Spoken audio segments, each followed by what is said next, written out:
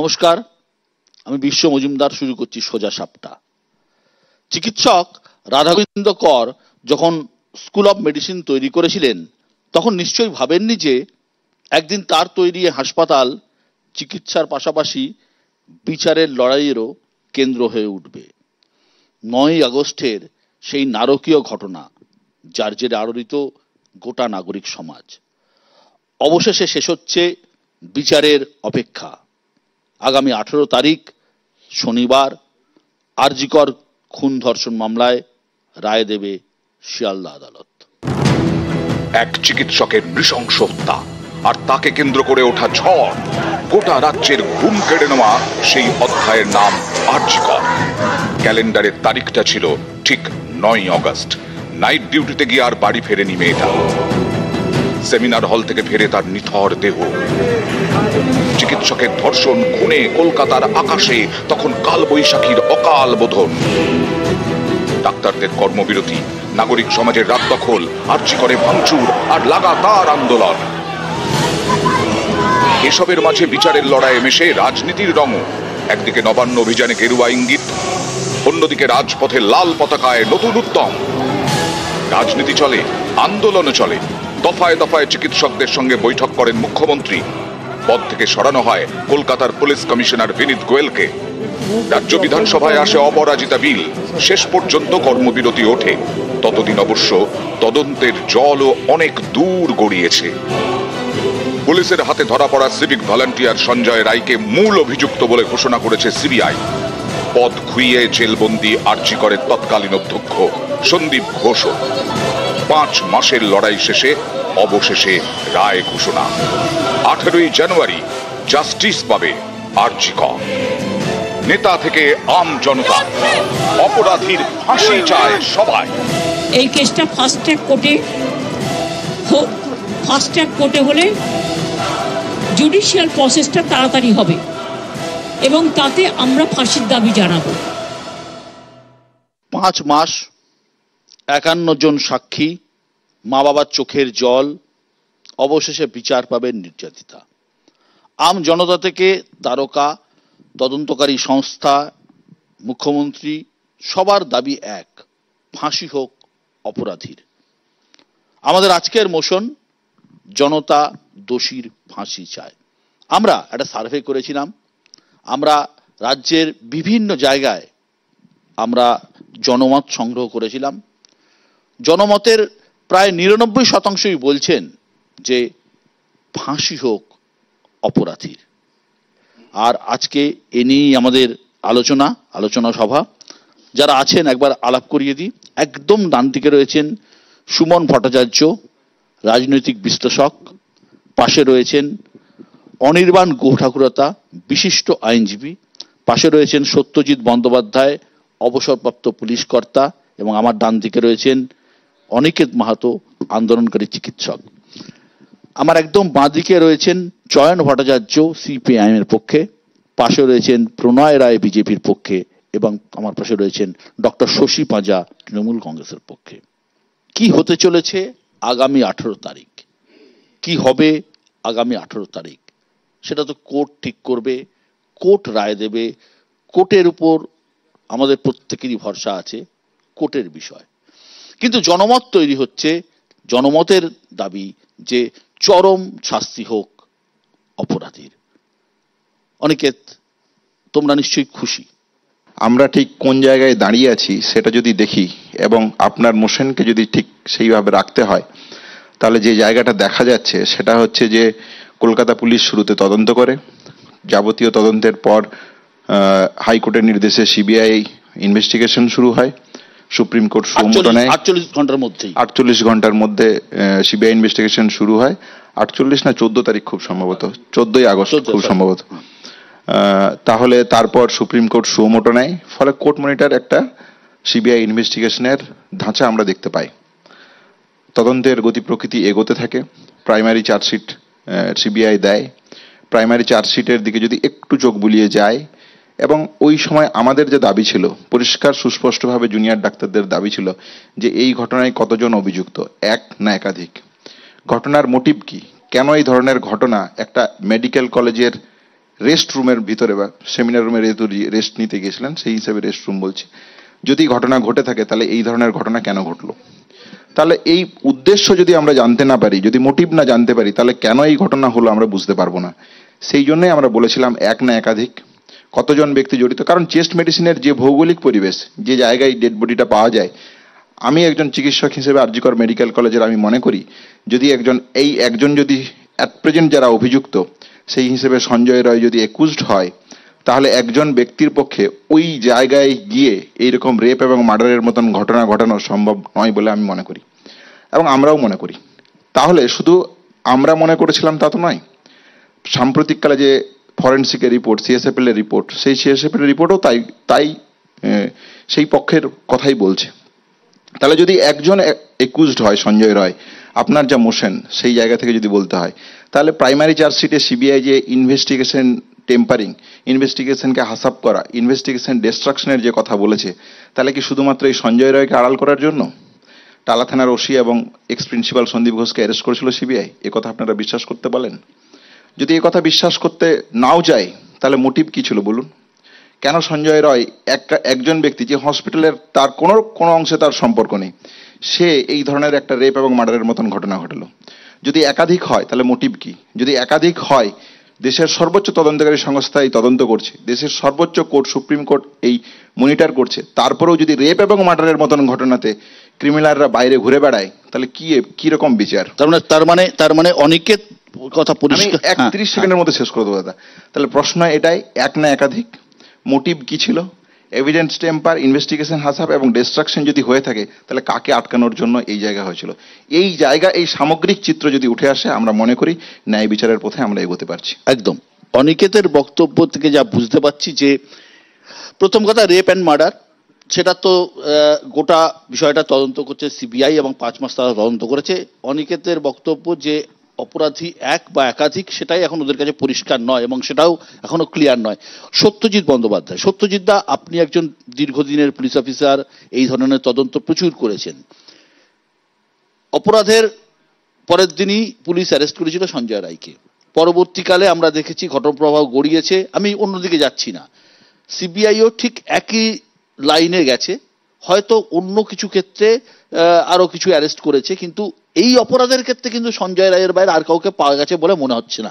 এই অপরাধের ক্ষেত্রে, রেপ অ্যান্ড মার্ডারের ক্ষেত্রে আপনি কি মনে করেন যে তদন্ত কোনো ভুল হয়েছে বা ঠিকঠাক পথে এগোয়নি, বা যেটা অনিকেত বললো? দেখুন, অনিকেত কথা বলেছে, আমি আমার কথা বলছি। আমি নিজস্বভাবে এই টোটাল এই কেসটাতে হয়তো অনেকবার আমাকে নানা জায়গায় আসতে হয়েছে, বলতে হয়েছে, ঘুরতে হয়েছে।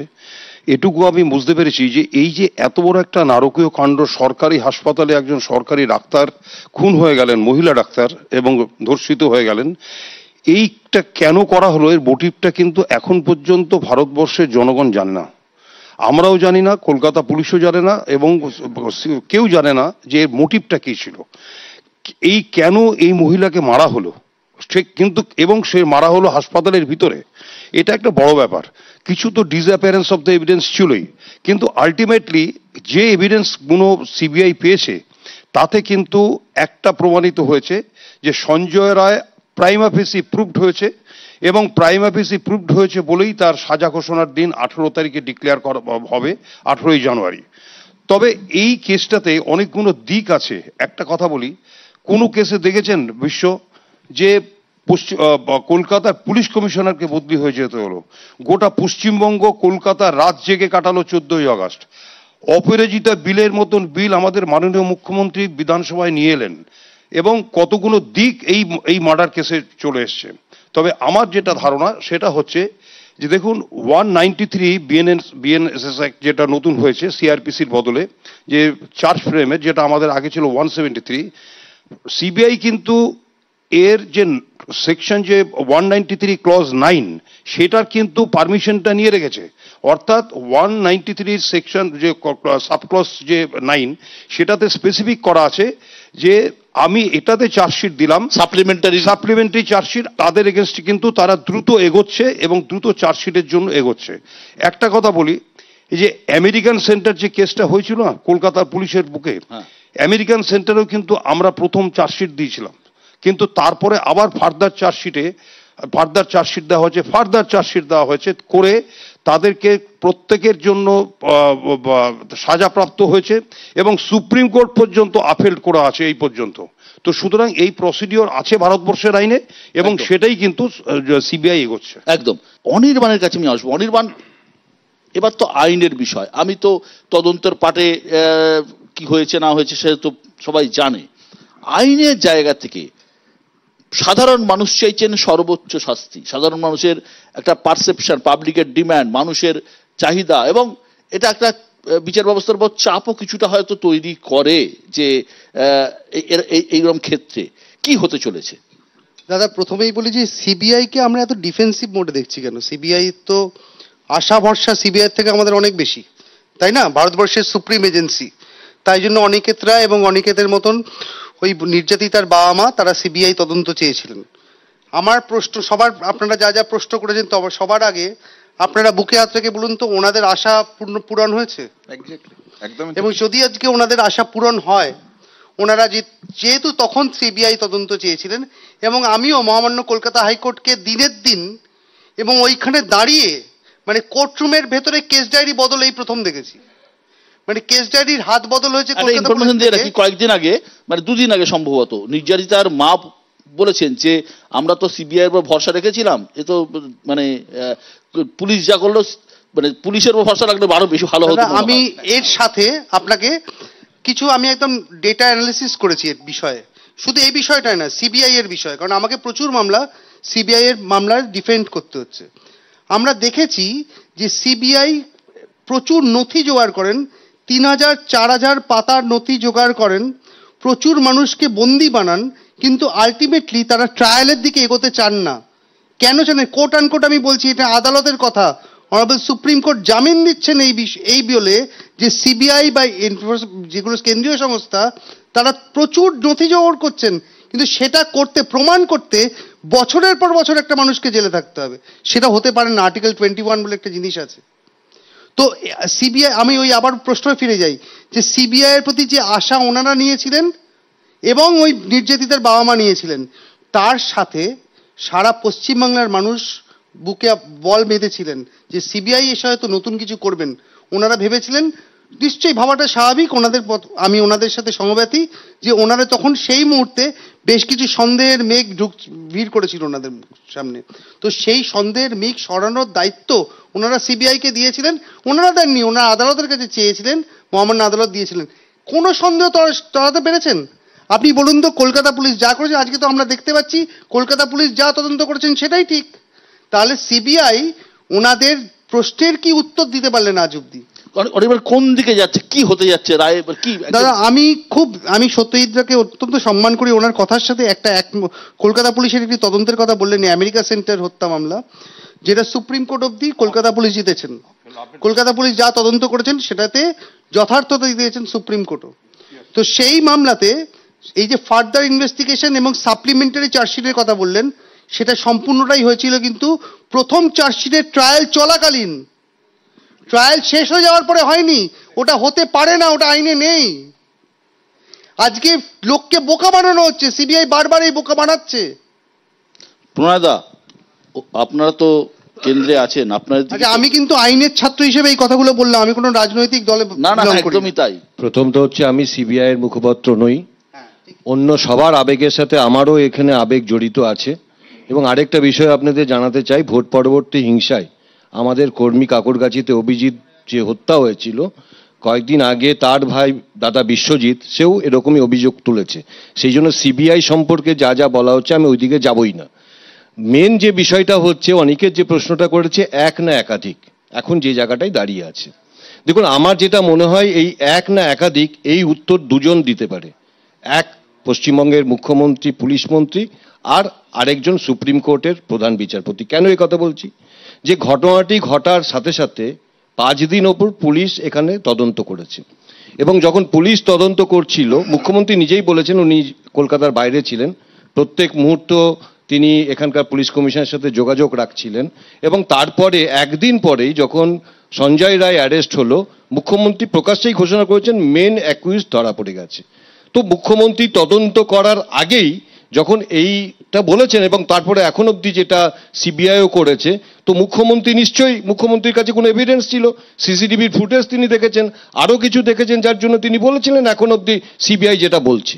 কিন্তু যেটা হচ্ছে পুলিশ যেটা করেছিল আর সিবিআই তাতে এক্সট্রা কি করলো, আমি যেটা সংবাদ মাধ্যমে যেটা দেখতে পাচ্ছি, মূলত 3টে কেস চলছে এখানে। একটা হচ্ছে দুর্নীতি কেস, যে দুর্নীতি কেসে সন্দীপ ঘোষ এবং টালা থানার প্রাক্তন ওসি অ্যারেস্ট আছে। আরেকটা হচ্ছে তথ্য প্রমাণ লোপাট, এখানে ওই দুজন আছে। আরেকটা হচ্ছে রেপ অ্যান্ড মার্ডার। এখন এই যে সন্দীপ ঘোষের প্রাইস পোস্টিং দিয়েছিলেন এই মুখ্যমন্ত্রী। সন্দীপ ঘোষ নিজে রেজিগনেশন দিয়েছিলেন, কিন্তু তারপরেই তাকে প্রাইস পোস্টিং দিয়ে অন্য জায়গায় পাঠিয়েছেন। পশ্চিমবঙ্গ পুলিশ বা যারা তদন্ত করছেন তারা সন্দীপ ঘোষকে ডাকেননি। একটা ইনস্টিটিউটে যেখানে এত বড় একটা ঘটনা ঘটলো, কি ঘটেছিল সেটা জানার জন্য পশ্চিমবঙ্গ পুলিশ ডাকেওনি, কিন্তু তাকে অ্যারেস্ট করেছে কিন্তু তথ্য প্রমাণ লোপাটে এবং দুর্নীতির কেসে সিবিআই করেছে। এবং তারপরে যেহেতু তারা বলেছে ফাইনাল চার্জশিট দেবে বা সাপ্লিমেন্টারি চার্জশিট দেবে, কি দেবে আমাদের অপেক্ষা করতে হবে। সাপ্লিমেন্টারি চার্জশিট কি হবে না হবে সে তো আইনের পরিভাষা। যেটা অনির্বাণ বলল যে ট্রায়াল চলাকালীন সাপ্লিমেন্টারি চার্জশিট দিতে হয়, ট্রায়ালের সাধারণত দেখা গেছে, আমরা এর মধ্যে ঢুকছি না, কিন্তু একটা সাধারণ মানুষের আবেগ রয়েছে যে দোষী চূড়ান্ত শাস্তি পাক। এই জায়গা থেকে শশীদি আপনার কাছে জানতে চাইবো যে সার্ভেটা আমরা করেছিলাম, প্রত্যেকেই চাইছে ক্যাপিটাল পানিশমেন্ট, সবাই চাইছেন যে চূড়ান্ত শাস্তি হোক, আপনার কি বক্তব্য? সাধারণ মানুষের মতো আমরাও কিন্তু তাই চাই, আমরা সাধারণ মানুষের বাইরে নই। কিন্তু নিশ্চয়ই প্রশাসনিক দায়িত্বে তো রয়েছেন, এবং আমাদের যিনি প্রশাসক, মুখ্য প্রশাসক নিজে কিন্তু জাস্টিসের, যেটা জুনিয়র ডাক্তার এবং আমাদের যে ডিমান্ড, দুটোরই কিন্তু এক, যে ন্যায় বিচার হোক এবং দোষী যিনি তার চরম শাস্তি হোক। সেই মর্মে মুখ্যমন্ত্রী তিনি নিজে যখন 9 অগস্টে ঘটনাটা হয়, তারপরে আপনারা সবটাই বলেছেন যে তিনি তৎক্ষণিক কমিশনের সঙ্গে কথা বলা, মা বাবার সঙ্গে কথা বললেন, তাড়াতাড়ি বিচার হোক, তাড়াতাড়ি ইনভেস্টিগেশনটা হোক। কলকাতা পুলিশ, এবং তিনি বেঁধেও দিয়েছিলেন যে রোববার অবধি যদি না হয়, তখন তিনি সোমবার কি মঙ্গলবার গিয়েছিলেন, যে এই রোববার অবধি যদি না হয় তাহলে আমরা সিবিআইকে, তিনি নিজে বললেন যে আমি সিবিআইকে দেব। আপনারাও দেখাচ্ছেন আপনার এভিতে ফাস্ট ট্র্যাক কোর্টের কথা, দিদি তখনও বলেছেন। ইতিমধ্যে কলকাতা হাইকোর্টের পক্ষ থেকে বলল সিবিআই দেখবে।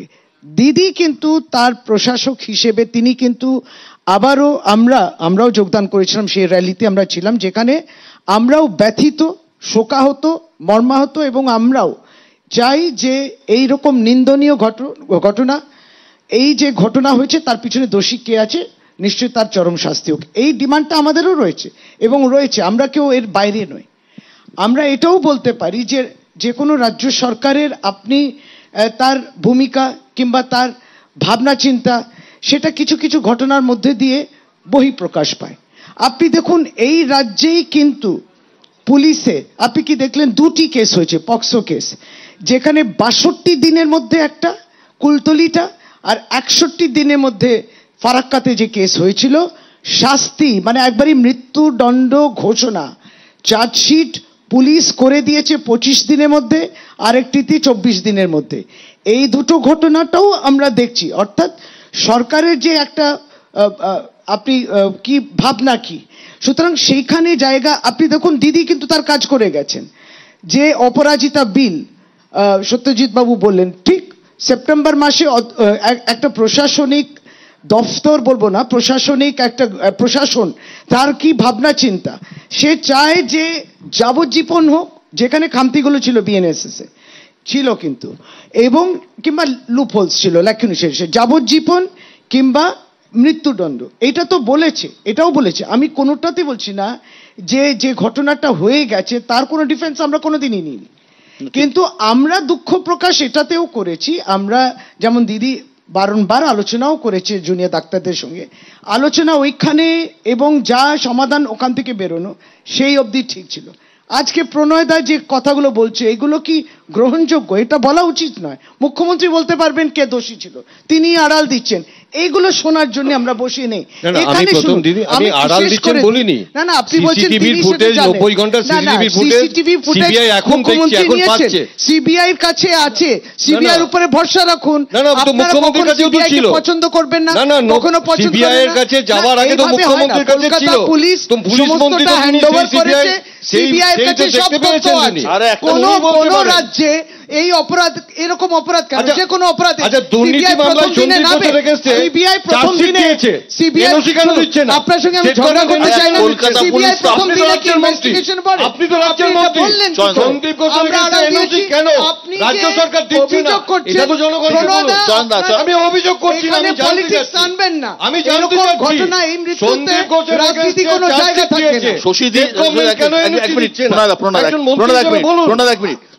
শশীদি কলকাতা পুলিশ রাজ্য সরকারের আন্ডারে, সিবিআই কেন্দ্র সরকারের আন্ডারে। আপনাদের দুজনেরই তো দুটি জায়গায় সরকার চলছে, আপনারা দুটি জায়গাতেই রয়েছে, কলকাতা পুলিশ রাজ্যের আন্ডারে, সিবিআই কেন্দ্রের আন্ডারে। যাই হোক, চয়নদা, একটা মহল থেকে বলা হচ্ছে যে সঞ্জয় রায়কে বলির পাঁঠা করা হচ্ছে, আপনারাও কি তাই মনে করেন? দেখুন, যেহেতু আমি পার্টির মুখপাত্র হিসেবে এসেছি ঠিকই, কিন্তু বিচার ব্যবস্থার উপর আস্থা প্রকাশ করে তারপর তো আমাকে কথা বলতে হবে। একদম। তো আমি অবজারভেশনে আছি। আমি অনির্বাণের মতো আইনের ছাত্র নই, কিন্তু বিচার ব্যবস্থার উপর তো একটু নজর থাকতেই হবে। কিন্তু আমি আগেও বলেছি, এখনও বলছি, আমি অনিকেতদের বারবারই যখন দেখা হয়েছে বলেছি, আমার পরিবারে দুজন চিকিৎসক আছেন, তারা আমার পরবর্তী প্রজন্ম। আমি তাদের অভিভাবক হিসেবে উদ্বেগ প্রকাশ করছি যে কর্তব্যরত অবস্থায় সরকারি হাসপাতাল প্রেমিসেসে একজন চিকিৎসকের এরকম নৃশংস হত্যা, সেটা নজিরবিহীন। এবং আমি বিস্ময় প্রকাশ করছি এই কারণে যে 54 জন, আপনি বললেন 51 জন বা 52 জন, আমার কাছে হিসেব হচ্ছে 54 জন। আমি জানি না কতটা ঠিক কিনা। 54 জনের সাক্ষাৎ বা সাক্ষ্য নেওয়া হয়েছে, কিন্তু মায়ের সাক্ষ্য নেওয়া হয়নি। এবং আজকে সবচেয়ে বেশি আপত্তি প্রকাশ করেছেন এই রায় নিয়ে তিনি অভিভাবকরা, অর্থাৎ অভয়ার অভিভাবকরাই সবচেয়ে বেশি উদ্বেগ প্রকাশ। রায় এখনো আসেনি, রায় যেটা পরিণতির দিকে যাচ্ছে বলে আশঙ্কা করছেন। 40টা প্রশ্ন তারা মহামান্য আদালতকে দিয়েছেন। এই 40টা প্রশ্ন অসঙ্গতিপূর্ণ, এটা এখনো কেউ বলেনি। এবং যেটা আমি খুব স্পষ্টভাবে জানাতে চাইছি যে প্রশ্নগুলো সিবিআই হাওয়ায় ছড়িয়ে দিয়েছিল বা সর্বোচ্চ আদালত অব্দি পৌঁছে দিয়েছিল, যেসব প্রশ্ন তদন্ত চলাকালীন এইগুলো উঠছে ওগুলো উঠছে, যে প্রতিক্রিয়াতে সর্বোচ্চ আদালতের বিচারপতিরাও বলেছেন যে তাদের কর্মজীবনে নাকি এই ধরনের ঘটনা তারা দেখেননি, সেই রিফ্লেকশন আমাদের চার্জশিটে নেই। এই অদ্ভুত ব্যাপারগুলো আমাদেরকে ভাবিয়ে তুলেছে। আমরা যেটা অনির্বাণ বললেন, অনির্বাণের অভিজ্ঞতা অনেক বেশি সিবিআইকে নিয়ে, আমরা খুব বেশি আশাবাদী হতে পারছি না সিবিআই এর ভূমিকায়। কিন্তু তদন্তটা সঠিকভাবে এগিয়েও, দোষী ধরা পড়ুক আমরা চাইছি।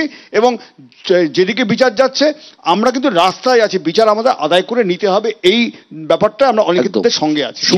সুমন, একটা তো যে কোনো ঘটনা ঘটলে তার একটা পলিটিক্যাল ইম্প্যাক্ট থাকে, কেউ চাক আর না চাক, এটা বাস্তব, এটাকে কোনোদিন অস্বীকার করা যায় না। পুলিশ সঞ্জয়কে গ্রেপ্তার করলো, সিবিআইও মোটামুটি প্রথম যে ইয়েতে যেটা আমরা বুঝতে পারছি, সঞ্জয়কে প্রাথমিকভাবে দোষী সাব্যস্ত করেছে। শাস্তি কি হবে না হবে সেটা আদালতের ব্যাপার, ফাঁসি হবে কি যাবজ্জীবন হবে কি মুক্ত হবে সে তো তার কে জানে। এর রাজনৈতিক তাৎপর্য কি? হ্যাঁ দেখ, বিষয়টা ঘটনার দুটো আসপেক্ট আছে। একটা হচ্ছে যে ঘটনা ঘটেছে তাতে আমরা সবাই নিন্দা করছি এবং সবাই শাস্তি চাই, কিন্তু এই যে পলিটিক্যাল ফল আউট নিয়ে যে আলোচনাটা হচ্ছে, সেখানে যদি সিবিআই ঠিক মতো তদন্ত করছে না বা আদালতে ঠিকভাবে বিচার হবে কিনা সে নিয়ে যদি চয়নবাবুদের প্রশ্ন থাকে, তাহলে খুব চিন্তার বিষয় এই কারণে আমার মনে হয় অনিকেত মাহাতো প্রথমেই যেটা বলেছেন যে এটা সুপ্রিম কোর্ট মনিটরড একটা তদন্ত, অর্থাৎ তদন্ত যা হবে সেটা সুপ্রিম কোর্টের প্রধান বিচারপতির বেঞ্চেই যাবে। ফলে যদি সিবিআই তদন্তে আস্থা না থাকে তাহলে কোন এজেন্সির কাছে আপনি যাবেন? আপনার কাছে তো এর চাইতে বড় কোনো এজেন্সি নেই। আমি জানি না, আমার চয়নবাবু আর প্রণয় দা আজকে পাশাপাশি বসেছেন, চয়নবাবুদের যদি অন্য কোনো বিদেশি এজেন্সির ভারতবর্ষের সংবিধানের মধ্যে তো করতে হবে, তো ভারতবর্ষের সংবিধান ভারতবর্ষের সর্বোচ্চ আদালতেই হচ্ছে, মানে প্রণয়বাবুরা ঠিক বলেছেন যে রাজ্য পুলিশের ব্যাপারে মুখ্যমন্ত্রীর দায়িত্ব, ঠিক সেমনি সিবিআই তো প্রধানমন্ত্রীকে রিপোর্ট করে, মানে প্রধানমন্ত্রীর আন্ডারে ডিপার্টমেন্ট অফ পার্সোনালকে রিপোর্ট করে। এক সেকেন্ড দেখুন, আমরা অনেক জিনিস বলতে পারি যেটা আবেগের, কিন্তু ভারতবর্ষের সংবিধান এবং তদন্তের জন্য এর চাইতে বেটার কোনো উপায় আমার জানা নেই। আবার আমি বলছি, একটা হচ্ছে যে আমি জাস্টিস চাই কিনা, অবশ্যই চাই। আমারও একটি কন্যা আছে, সেও ডাক্তারির ইনস্টিটিউটে পড়ে, তারও এরকম হলে আমার খারাপ লাগতো। কিন্তু আরেকটা প্রশ্ন হচ্ছে, আমি সিবিআই বা সুপ্রিম কোর্টকে যখন চ্যালেঞ্জ করছি তখন আমার কাছে অল্টারনেটিভটা কি, আমি সেই অল্টারনেটিভটা জানি না। সিবিআই এবং সুপ্রিম কোর্টের প্রধান বিচারপতি ডিভিশন বেঞ্চ বলছে, এমন নয় যে কোনো নিচের কোনো অন্য বিচারপতি দেখছেন। আপনি তো তাহলে সর্বোচ্চ বেঞ্চ, ভারতবর্ষের প্রধান বিচারপতিকে চ্যালেঞ্জ করছেন।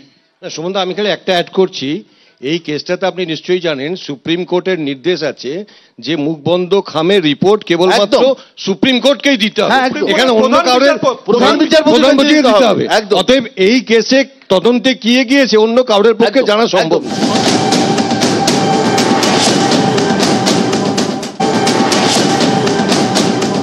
যে প্রশ্নটা সুমন তুলে দিল, যে আমাকে তো কোথাও গিয়ে ভরসা রাখতে হবে কারোর উপরে।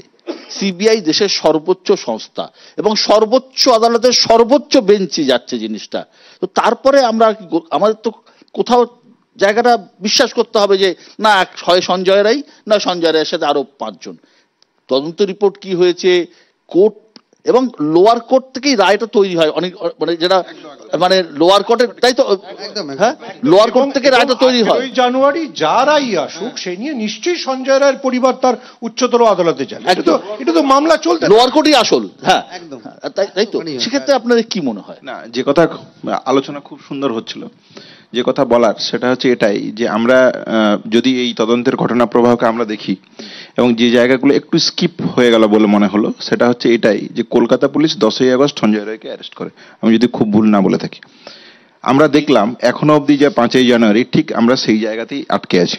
ঠিক আছে, ইটস ওকে, হতেই পারে হয়তো সঞ্জয় রায় একজনই অভিযুক্ত, কিন্তু বিজ্ঞানকে আমরা যদি মানি তাহলে সিএসএফএল এর যে ডিএনএ প্রোফাইল যদি দেখেন, আপনি যদি আমার সাথে 5 মিনিট বসেন, একজন চিকিৎসক হিসেবে ম্যাডাম যদি আমার সাথে 5 মিনিট বসেন, যে একজন ডিএনএ বিশেষজ্ঞকে নিয়ে আপনি যদি 5 মিনিট বসেন, তাহলে জলের মতন পরিষ্কার যে এখানে এক্সট্রা ডিএনএ প্রেজেন্স আছে, মাল্টিপল ডিএনএ। যেটা বুঝতে পারছেন ডাক্তার হিসেবে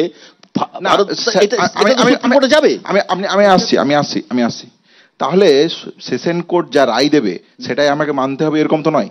আমি একজন আন্দোলনকারী বলুন, একজন আমার সহপাঠিনী চিকিৎসক হিসেবে সহপাঠিনী আমার যার উপর রেপ এন্ড মার্ডার ঘটেছে, এইরকম একটা ঘটনা ঘটছে, আর আমি দেখতে পাচ্ছি সায়েন্টিফিক এভিডেন্সের উপর বেস করে যে এই ঘটনা একজনের পক্ষে ঘটানো সম্ভব নয়। যা শুধু আমি বলছি এটা তো নয় যে না অনিকেত তুমি একটা হাওয়ায় কথা বলছো, এরকম তো নয়। সিএসএফএল এর ফরেনসিক বিশেষজ্ঞদের টিমে কথা বলছে। তাহলে কলকাতা পুলিশ যে চোখ দিয়ে দেখছিল, সিবিআই মোরললেস সেম চোখ দিয়ে দেখছে। সিবিআই তার চোখ দিয়ে দেখুক, তার নিরপেক্ষতার জায়গা থেকে দেখুক। আপনি যদি দেখেন সিসিটিভি ফুটেজের যে সাম্প্রতিক রিপোর্ট বেরিয়েছে, 1 মিনিট বিশ্বদা, খুব ইম্পর্টেন্ট জায়গাগুলো বলা প্রয়োজন। সেটা হচ্ছে এটাই যে রাত 2টো থেকে 6টা অবধি তারা একটা অ্যানালাইজ করেছে। সেখানে ওই সেমিনার রুমের করিডোর দিয়ে যারা যাতায়াত করেছে তাদের ডেসক্রিপশন দেওয়া আছে। আইডেন্টিফাই করার প্রশ্নে তারা সঞ্জয় রায় ছাড়া আর কাউকেই খুঁজে পাচ্ছেন। ওখানে যারা আইডেন্টিফাই ডেসক্রিপশন দিচ্ছেন তাকে স্টেথো গলায় দেখতে পাচ্ছে, সিস্টারদের ড্রেসের কথা বলা আছে। তাহলে এইগুলো তো আমাদের সাথে ঘন্টার পর ঘন্টা সিবিআই বসেছে, আলোচনা করেছে, আমাদের কাছে জানতে চেয়েছে, আমরা রিটেন স্টেটমেন্ট দিয়েছি। তাহলে সেই জায়গাগুলো তো রাখলে 54 জন উইটনেসটা কারা? তাহলে যারা 54 জন, এই তো ম্যাডাম প্রশ্নটা একদম, আপনি যদি দেখেন তার প্রাইমারি চার্জশিটে সেখানে 54 জনের পরিষ্কার আর স্টেটমেন্ট দাখিল করা আছে। কিন্তু আমি যেটা বলতে চাইছি যে সিসিটিভি ফুটেজে আপনি যদি ওই এলাকায় যে এক্সট্রা যার প্রেজেন্স আছে সেইটা আপনি আইডেন্টিফাই করবেন না কেন? যেটা আইডেন্টিফাই করা যায়, ধরুন এই করিডোরে একটা সেমিনার আছে, এই আমি কারা যাতায়াত করেছে, আমি অনির্বাণের কাছে আসছি। আইডেন্টিফিকেশন প্রসেসটাকে বলে গেট প্যাটার্ন আইডেন্টিফিকেশন। এই গেট প্যাটার্ন মানে হচ্ছে যে সিসিটিভিতে কেউ কোনো মোশন, তার মোশনকে দেখে অন্য একটা বস্তুর সাথে তার ম্যাচ করানো সেই মোশনটাকে, এবং আলটিমেটলি সেই মোশন দেখে ধরে নেওয়া যে এই দুটো ব্যক্তি একই ব্যক্তি। ঠিক তো? এবার এইটার জন্য যেটা লাগে সেটা হচ্ছে যে মোশনটা আমরা অ্যারেস্ট করেছি সিসিটিভিতে সেটা যেমন লাগে তার সাথে যার সাথে মেলাবো তাকেও লাগে। অর্থাৎ তাকে আমাকে ওই যে গণ্ডিটা উনি যেটা বলছিলেন ডক্টর অনিকেত, যে এই যে মেলানোর প্রক্রিয়াটা হয়নি, অর্থাৎ মেলানোর মধ্যে কিন্তু হয়তো যদি ওনাদেরকে দেখা যায় তাহলে ওনাদেরকেও মেলানো। অনিকেত যেটা বললো তদন্তর পার্টটা সিবিআই করছে, আমরা তদন্তকারী নয়, অনিকেত নয়, আপনিও নয়, আমিও নয়, কেউ নয়। একদম। তাহলে অনিকেত ডাক্তার হিসেবে যেটা বলছে আমি ডাক্তার হিসেবে এটা মনে করছি, তাহলে এটা কি আর কেউ মনে করছে না? আপনি তো লয়ার। আমার খুব এটা শুনে এটা আমি জানতাম না, এই তথ্যটা জানতাম না। এটা আমার শুনে খুব খারাপ লাগছে যে প্রচুর জায়গা হয়তো আনটাচড রয়ে গেছে। এইটা সিবিআই কাছ থেকে এক্সপেক্টেড না। মানে আমিও কিন্তু আপনাদের মতন, ওনাদের মতন, সকলের মতন, আমি বা বাকিরা যারা সিবিআই বলছিলেন, আমি তাদের মতন মনে করি যে সিবিআই হচ্ছে সুপ্রিম এজেন্সি অফ ইন্ডিয়া, এবং এটা মনে না করে কোনো উপায় নেই। যেটা দাদা বলছিলেন যে আমরা এরপরে কার কাছে যাব, চিফ জাস্টিস অফ সুপ্রিম কোর্টের কনস্টিটিউশনাল বেঞ্চ বা 3 জনের বেঞ্চ, তার এরপরে তার যাওয়ার জায়গা নেই। আমাকে এখানে ভরসা করতেই হবে। আমি আইনের ছাত্র হিসেবে আমি তো 100% বো ডাউন বিফোর দেম। তো এটা আমার নিয়ম, এবং আমার শুধু না, ভারতবর্ষের সব নাগরিকের এটাই কর্তব্য। এবার সেই জায়গাতে দাঁড়িয়ে যে আনটাচড এরিয়াগুলো, সেটা কেন না না, আমি সত্যজিৎ যে কথাটা অনিকেত বলছে, এটা তো আনটাচ কি করবে? এইটা তো প্রমাণ রয়েছে, সিএফএসএল এর কথা বলছে, সিএফএসএল এর প্রমাণ রয়েছে, কাগজে প্রমাণ আছে তো।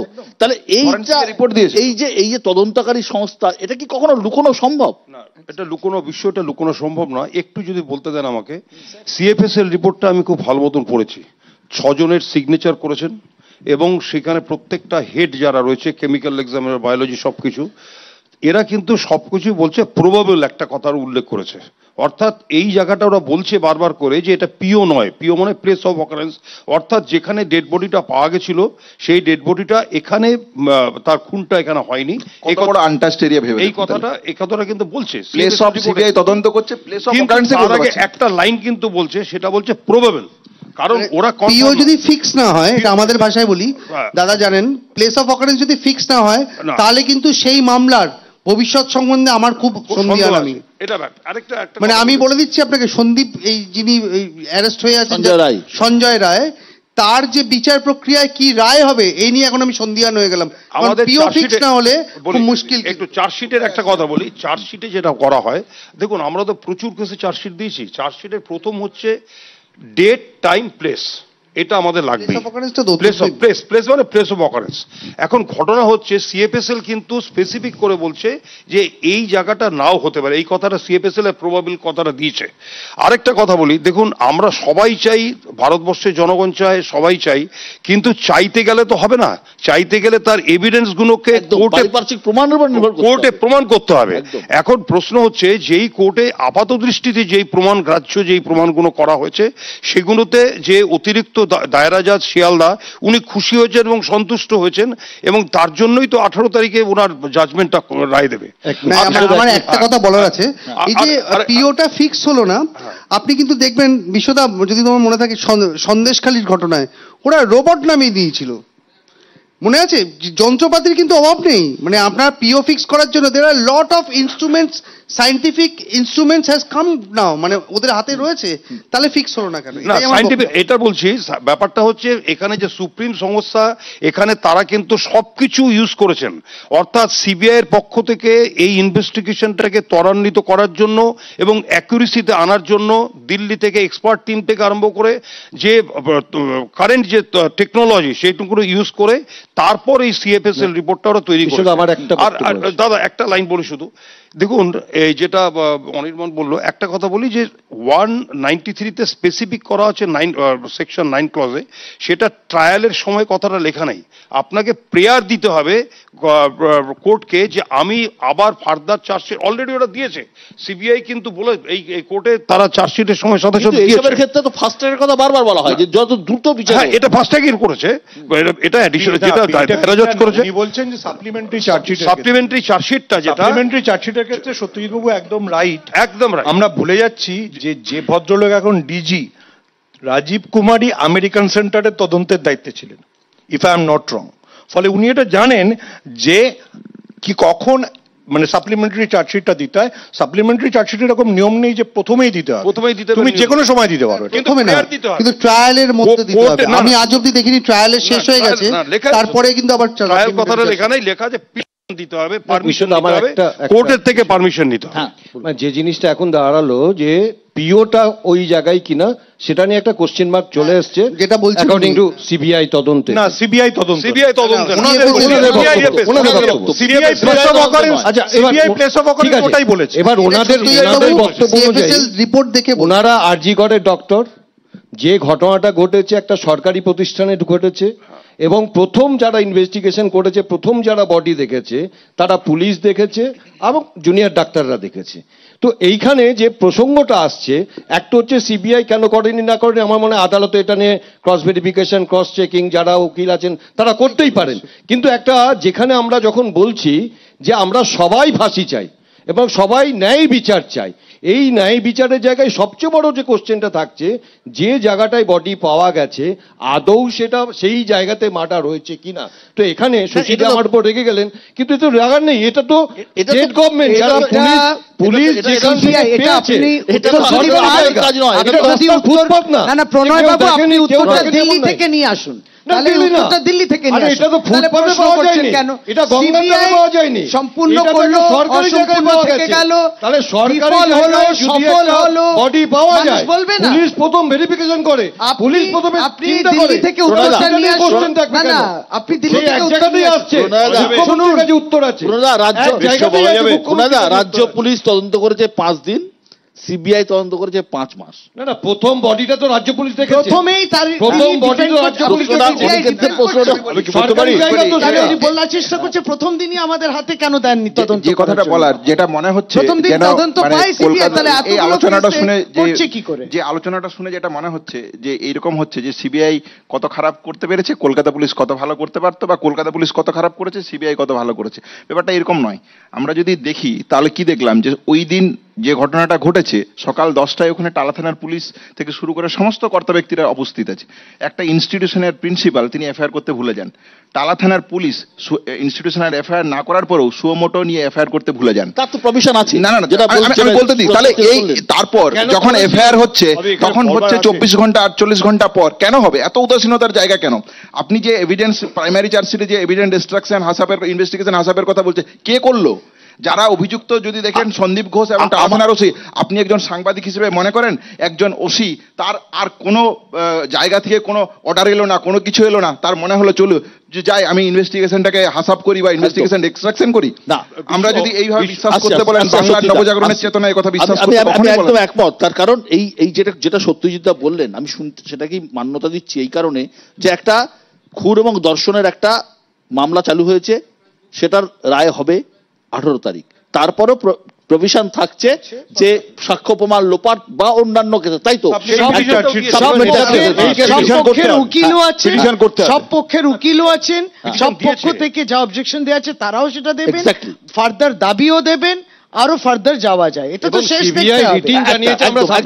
আজকে একদিনেই হ্যাঁ চন্দা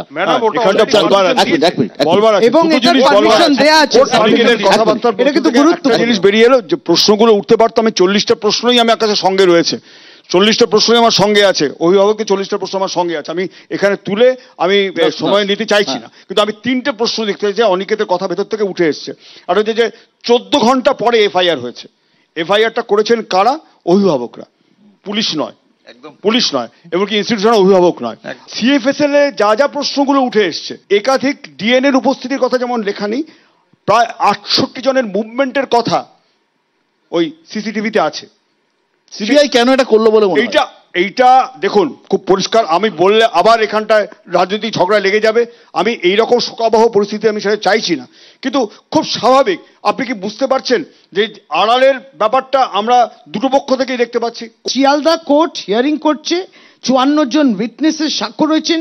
কেউ যদি বাদ পড়ে থাকে নিশ্চয়ই একটা জায়গা ছিল বলার জন্য যে আমিও কিছু বলতে চাই। আমরা তো এই উত্তরগুলো দিতে পারবো না, এগুলো তো শিয়ালদা কোর্টে হিয়ারিং হচ্ছে। আপনারা কার উপর ভরসা রাখবেন ঠিক বোঝা যাচ্ছে না। মানে আমার মতো বললে পরে আমি তার উপর ভরসা রাখবো, আর আমি যেরকম ভাবছিলাম তার মতো মমতা বন্দ্যোপাধ্যায়ের বিরুদ্ধে বললে আমি খুশি। সুমন, যেটা ওনারা বলছে, অভিযোগ করছেন যে সেটিং, যা দিল্লি এবং কলকাতার সেটিং। কিন্তু কোথাও তো তোর কথার উপর ভিত্তি করে যদি বলি, কোথাও তো আমাদের একটা বিশ্বাস করতে হবে। আমি বিশ্বাসের আগে আমার জরুরি প্রশ্ন আছে। দেখুন, আমরা এখানে 8 জন বসে আছি, আমাদের 8 জনের সবাই আমরা ধরছি আমরা প্রচন্ড বুদ্ধিমান, সবসময় আমি মনে করি, আমি অবশ্য মনে করি না, সকালে মনে করি গাধা। প্রণয় দাদের সাথে শশীদিদের সেটিং হয়ে গেছে, সিপিএম বুঝতে পেরে গেছে। তো সুপ্রিম কোর্টের যিনি প্রধান বিচারপতি, তিনি ওই 40টা প্রশ্ন ধরবেন না? সিবিআই এর ওই অফিসারটি, মানে আমি সত্যজিৎটাকে পূর্ণ সম্মান দিয়ে বলছি যে সিবিআই ওই অফিসারটা এতই মূর্খ অথবা পাগল, চাকরি জীবনটা যে না হয় ধরে নেওয়া গেল প্রণয় দার আরো 10 বছর ক্ষমতায় আছে, তো তারপরে সে তার জন্য এরকম একটা রেখে দেবে জীবনে ফাইলে? আপনি তো সুপ্রিম কোর্টের প্রধান বিচারপতিকে ফেস করছেন, আপনি তো আমাকে ফেস করছেন না। অনিকেতের যা যা প্রশ্ন, চয়নবাবুর যা যা প্রশ্ন, সেই সবকটার জবাব তো যদি কি বলে প্রণয়বাবু আর শশীদিদের মধ্যে দুর্ধর্ষ বোঝাপড়া হয়ে যায়, তাহলেও সুপ্রিম কোর্টের ওই 3 জন বেঞ্চেরকে তো 40টা প্রশ্নের উত্তর দিতে হবে। অনির্বাণ, আমি আইনের দিক থেকে আমি আসছি, আইনের দিক থেকে অত্যন্ত গুরুত্বপূর্ণ যে লোয়ার কোর্টের রায়, কারণ পুরো ভিত্তা আসল ট্রায়াল কোর্টই তৈরি করে। তাই তো এই রায়টা কি মনে হয় যে এই টোটাল জিনিসটা যা দাঁড়িয়ে আছে, যে জায়গায় দাঁড়িয়ে বিষয়টা আমার খুব ইন্টারেস্টিং লাগছে, কারণ আমি ওই আবার আইনের ছাত্র, যেহেতু এটা আমার সাবজেক্ট, তাই জন্য আরো ইন্টারেস্টিং লাগছে। সেটা হচ্ছে যে বেশ কিছু তথ্য এখন উঠে এলো, আমি তো চার্জশিটটা ভালো করে পড়িনি, ওনারা বলছেন, তার থেকে বেশ বোঝা গেল যে বেশ কিছু জিনিস হয়তো এখনো আনটাচড রয়েছে। তো সেইটা প্রমাণে মানে আমাদেরকে মানতে হবে, জানতে হবে, আমরা সবাই জানি, সেটা হচ্ছে ভারতবর্ষের আইনের পদ্ধতি হচ্ছে prosecution has to prove beyond all reasonable doubt. এই কথাটা খুব ইম্পর্টেন্ট, রিজনেবল ডাউট। তো একটা ম্যান অফ অর্ডিনারি প্রুডেন্স যেগুলো নিয়ে ডাউট করতে পারেন, লাইক ডক্টর অনিকেত, যেমন ওনারা ডাউট করছেন, এই ডাউটের ঊর্ধ্বে উঠতে হবে কিন্তু প্রসিকিউশনকে। অর্থাৎ যে ডাউটগুলো আসছে, সেই ডাউটগুলো যদি আসামি পক্ষর তরফ থেকে এটা একটা সুযোগ হিসেবে ব্যবহৃত হয়, তাহলে কিন্তু এটা benefit of doubt goes to the accused. এটাই কিন্তু আইন সম্ভব। যে মামলাটা এত বড় হয়ে গেছে, যেটা গোটা দেশ আলোড়িত হয়েছে, এত বড় একটা ঘটনা হয়েছে, যেখানে ছোটখাটো, আমি ধরে নিলাম যে অনিকেতদের বক্তব্য সঠিক, আমি ধরে নিলাম সত্যজিৎ দা বলছেন কোথাও আছে, কিন্তু এই রকম একটা মামলার ক্ষেত্রে হয় আসামির ফাঁসি হতে পারে, নয় আসামি মুক্ত হতে পারে, নয় আসামি যাবজ্জীবন হতে পারে, এর বাইরে তো কোনো অপশন নেই। 3টে অপশন। দাদা বেসিক্যালি কি হচ্ছে, আমাদের ভারতবর্ষে আবার এই পুরনো জায়গায় ফিরে আজমাল কাসাফকে আমরা সবাই দেখেছিলাম টিভিতে গুলি চালাতে, সেটাও কিন্তু beyond all reasonable doubt proof করতে হয়েছিল প্রসিকিউশনকে, এবং তার জন্য আমরা জানি 4.5 বছর লেগেছিল ওর ফাঁসি হতে। যে দেশের সবথেকে বড় শত্রু সেদিন আমরা নিজের চোখে আমরা দেখেছি যে টিভি ক্যামেরা, আইন ব্যবস্থা এরকম। হ্যাঁ, এবার তার জন্য এই রিজন, এই কথাটা এখানে জাস্ট যুক্ত করে দিই, আমরা এটাও দেখেছি বিলকিস বানুকে যারা ধর্ষণ করেছে, অভিযুক্ত, অভিযোগ নয়, তাদেরকে গুজরাটের সরকার ছেড়ে দিল সংস্কারী বলে। এরা সংস্কারী, সুতরাং এই জন্য আমাদের অপরাজিত আইনে মৃত্যুদণ্ড এবং যাবজ্জীবন তাদের ছিল, কেন তারা পেরিয়ে গেল? বিলকিস বানুর ধর্ষণকারীদেরকে ছেড়ে দিয়ে মালা লাড্ডু খাইয়েছে কে? বিজেপি। শেখ শাহজাহান বসে কথা বলুন, আপনি বিরোধ করেছিলেন,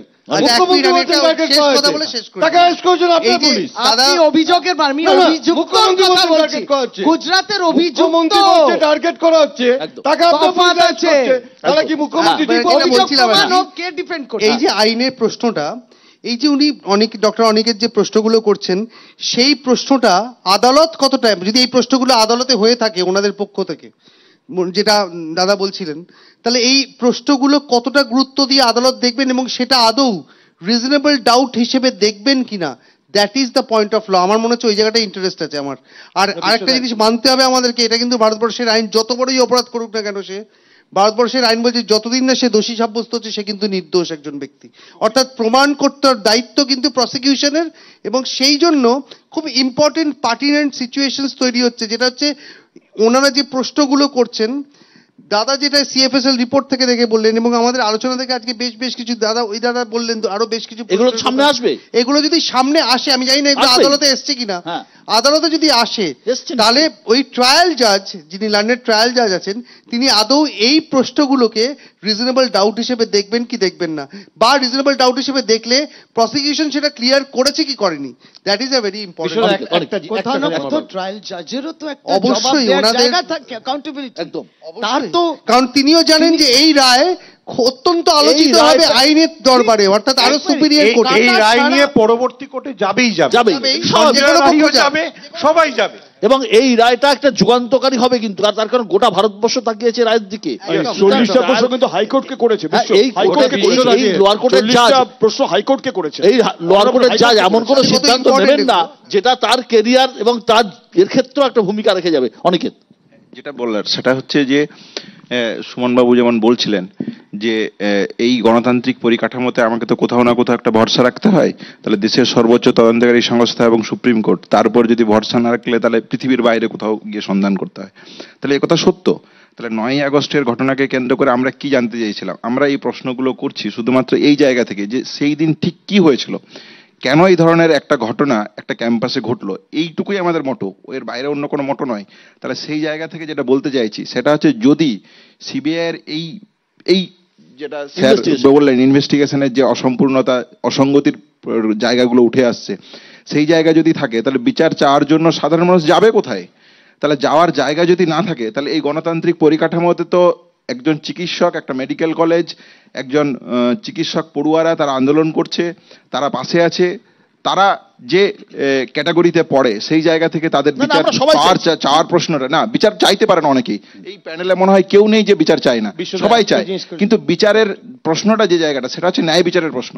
তাহলে ন্যায় বিচারের প্রশ্নের ক্ষেত্রে আমাকে তো যে জায়গাটা আমরা বারবার বলছি যে আপনি পরিষ্কারভাবে বলুন, এক না একাধিক মোটিভ কি ছিল আপনি বলুন, এভিডেন্স ডিস্ট্রাকশন ইনভেস্টিগেশন হাসাব যদি হয়ে থাকে তাহলে কাকে আটকানোর জন্য হয়েছে, কেন হয়েছে? আপনি 90 দিন অতিবাহিত হয়েছে, আপনি সাপ্লিমেন্টারি চার্জশিট দিলেন না, 90 দিন আমি ছেড়েই দিলাম, 150 দিনের ওই 5-7 দিন কম বেশি যেটা যে সময় সিবিআই এসেছে সেই জায়গাটাকে যদি ধরি, তাহলে এই যে জায়গাগুলো, এই সম্পূর্ণ জায়গাটাকে তো আমাদের পেতে হবে। যদি আমরা না পাই তাহলে আমরা কিভাবে ভরসা রাখতে পারি, কিভাবে আস্থা রাখতে পারি? ঠিক। আমার খালি এই প্রসঙ্গে একটা জিনিস বলার আছে। দেখুন, পশ্চিমবঙ্গের কামদুনি ঘটনা আর দিল্লির নির্ভয়া কাণ্ড প্রায় সমসাময়িক। আজকে দেখুন, দিল্লিতে সিবিআই তদন্ত করেছিল, আমাদের গভর্নমেন্ট ছিল না, ইউপিএ 2 ছিল, কিন্তু দিল্লিতে নির্ভয়া কাণ্ডে যারা দোষী তাদের ফাঁসি হয়ে গেছে, নতুন আইন আনতে হয়েছে যেহেতু একজন নাবালক ছিল। আর আমাদের এই পশ্চিমবঙ্গের কামদুনি কাণ্ডে সিআইডি তদন্ত করেছিল, তার মধ্যে 2 জন হাইকোর্ট থেকে বেল পেয়ে গেছে। এই ক্লজে বেল পেয়েছে যে যথেষ্ট তথ্য প্রমাণ দিতে পায়নি। এই প্রসঙ্গে একটা জিনিস খুব প্রাসঙ্গিক, মুখ্যমন্ত্রী বলেছিলেন 1 মাসের মধ্যে চার্জশিট দিতে হবে, সিআইডি 1 মাসের মধ্যে চার্জশিট দিয়েছিল, যিনি মারা গেছেন তার পরিবারকে মেরে ফেলা হয়, সময়টা উড়িয়ে দেওয়া হয়, এভিডেন্স লোপাট করা হয়। কামদুনি পরিবার বিচার পেল না, আইনও কিছু, কামদুনি পরিবার বিচার পেল না, এবং সেই বিচার 10 বছর হয়ে গেছে। এই রাজ্য সরকার দায়িত্ব তো নিতে হবে, রাজ্য সরকার। আমি একটা কথা বলতে পারি যে আগামী 18 তারিখ যে রায় ঘোষণা হবে, সে রায় আমাদের কাছে গুরুত্বপূর্ণ এই কারণেই, যেটা অনিকেত বারবার বলছে যে হ্যাঁ মোটিভ কি ছিল, নিশ্চয়ই তার রিপোর্ট সিবিআই দিয়েছে কোর্টে, এবং কেন মারা হলো, কিসের জন্য হলো, খুনি এক বা একাধিক, সবকিছুই পরিষ্কার হবে। হয়তো এই রায়ের ওপর নির্ভর করে আবার উচ্চতর কোর্টে কেউ যাবেন, কিন্তু এই রায়টা এমন একটা হোক, এমন একটা যুগান্তকারী হোক, যেটা আমরা প্রত্যেকেই চাই। যে কোর্টের কি রায় আমরা বলতে পারি না, কিন্তু মানুষ মনে মনে চাইছে, সাধারণ মানুষ চাইছে, আমরা প্রত্যেকেই চাইছি দোষী শাস্তি পাক এবং আমাদের জনতা বিচার পাক, সাধারণ মানুষ বিচার পাক, জুনিয়র ডাক্তাররা বিচার পাক, এবং পশ্চিমবঙ্গের মানুষের আবেগ বিচার পাক, এবং আমরা প্রত্যেকেই তাকিয়ে থাকবো সেই দিনের দিকে। অনেক অনেক ধন্যবাদ আজকে অনুষ্ঠানে আসার জন্য।